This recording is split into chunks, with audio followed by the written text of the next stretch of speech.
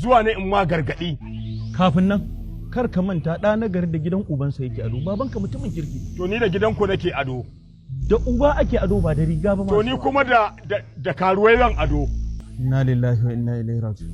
Allah yana tirke mu ne mu a yanzu don zaman lafiyan al'umma, don mi musu addu'a. Kuma bara na gaya maka wallahi sadakan nan da kaga ana badawa ita ke tunkuɗe fushin Allah. Inna sadaqata tudfi gadabillah, in ji annabin da baya ƙarya. Ina haɗa ka da annabin daidai, annabin gaske.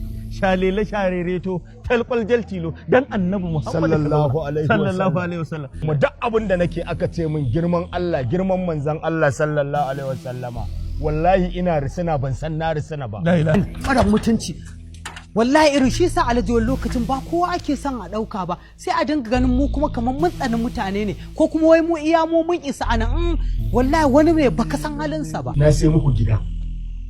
Gida, alhamdulillahi malam, kana jin abin da Sule ya ce? Alhamdulillahi, amma ya saya miki gida ne. Wai me yasa malam mutum yake yin haka? Wai ya haka ne saboda Allah da Annabi. ya rike gidan zai bari.